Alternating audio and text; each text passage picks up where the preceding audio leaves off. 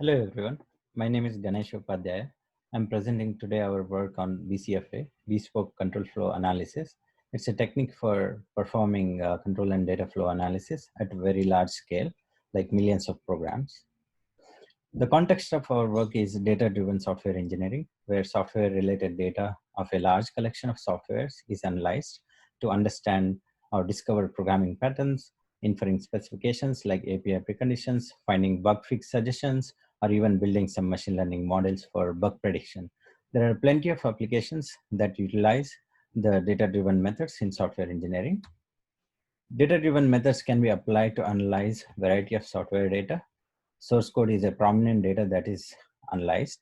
Different representation of source code are analyzed. For example, source code text, abstract syntax trees, control flow graphs, call graphs, program dependence graphs, etc. In this work, we mainly focused on data-driven software engineering tasks that perform analysis over the control flow graph representation of the source code. A control flow graph is a source code representation in the form of a directed graph with nodes representing statements and edges representing flow of control in the program. A control flow analysis traverses nodes to compute some information. It may visit few nodes several times before finishing the overall computation on the CFG. A traversal strategy defines how to traverse the control flow graph. For example, there exist several strategies like reverse post order that traverses the nodes before its successor, post order, depth first search, etc. So our problem is data-driven software engineering task that requires performing analysis over millions of such control flow graphs. Well, what is the problem then? So the problem is that performance of analysis is dependent on traversal strategy. We did some experiment for data-driven software engineering task of inferring temporal specifications and ran it using different traversal strategies over DCAPO dataset that contains around 287,000 control flow graphs. As we can see, different traversal strategies took different amount of time. Using a DFS strategy, the analysis took 70 seconds, whereas using RPO, it took 577 seconds. You can easily see that using the right traversal strategy is important. Our second observation is that no single traversal strategy performs well across different analyses.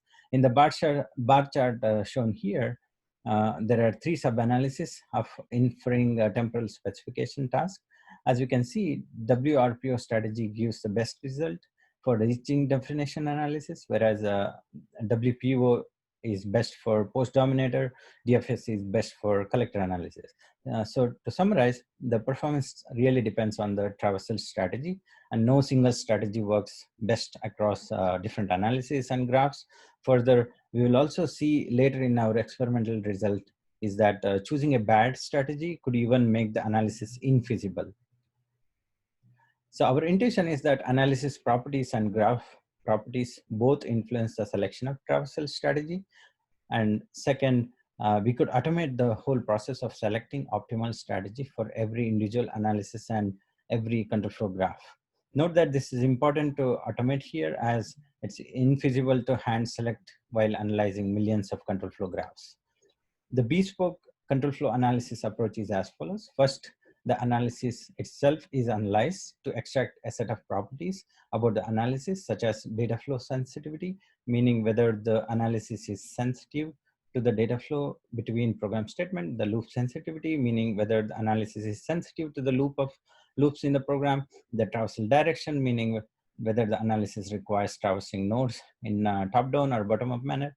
Next, we combine these properties of the analysis with graph cyclicity, such as whether the graph contains conditional statements or loops to decide an optimal traversal strategy out of the set of available candidate strategies. So this process is repeated for every control flow graph in the dataset, meaning our approach picks an optimal strategy for every analysis and every control flow graph in the dataset. Let's dig a little bit deeper into how the decision is made using the analysis properties and graph properties to derive an optimal traversal strategy. The figure here shows our decision tree that encodes these analysis and graph properties, and leaf nodes are traversal strategies that are picked. For example, consider the path leading to P1 leaf node if the analysis is data flow sensitive and the graph does not contain any branch and loop, and the analysis requires forward traversal direction. It is recommended INC traversal strategy. Our paper contains the details about why the decision tree is designed this way. We evaluated BCFA using a large collection of control and data flow analysis as shown in the table. The table here lists number of sub-analysis denoted using TS, T1, T2, T3, and their properties in terms of data flow and loop sensitivity and traversal direction. For instance, the first copy propagation analysis has three sub-analysis, T1, T2, T3, with T2 being data and loop sensitive and requires forward analysis. We ran the analysis on two large data sets, the Capo data set that contains around 287,000 control flow graphs and GitHub data set that contains nearly 162 million control flow graphs. The table also shows the distribution with respect to control flow graph properties like sequential, branch, and loop. Our key results are shown in this table. On the first column, all the 21 analyses are listed. Next columns are split into Decapo and GitHub dataset. For each dataset, we show the percentage reduction in the analysis time that our approach was able to obtain when compared to selecting a single traversal strategy for all the graphs in the dataset. For example, an analysis CP, our approach was able to reduce the analysis time by 17% when compared to a simply using DFS strategy for all graphs in the dataset. We have different color highlighting to indicate the extent of the reduction. Greener is better. Red and orange means that our approach didn't benefit much.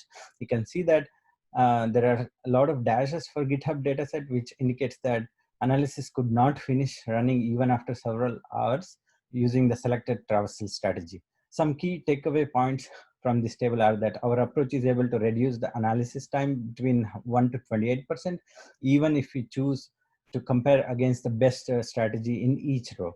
And note that there is no single best strategy for each row. In absolute numbers, this 1 to 28% reduction corresponds to few minutes to even several hours of saving. The speed up that our approach obtained is relevant both when using paid infrastructures like AWS, where you can save substantial dollar amount, or when using a public infrastructure like BOA, where due to the optimization of our approach, more concurrent users and analysts can be supported. Several techniques have been proposed for optimizing the analysis implementation, but main difference is that these works and our work is that our work does not propose new traversal strategy. Instead, it selects the optimal one. To conclude, our paper proposes BCFA analysis technique for large-scale control and data flow analysis. It also proposes methods to extract automatically analysis and graph properties required to choose the optimal traversal strategy. It provides a decision tree for optimally choosing the traversal strategy, and the approach is implemented in BOA. Thank you for listening to my presentation.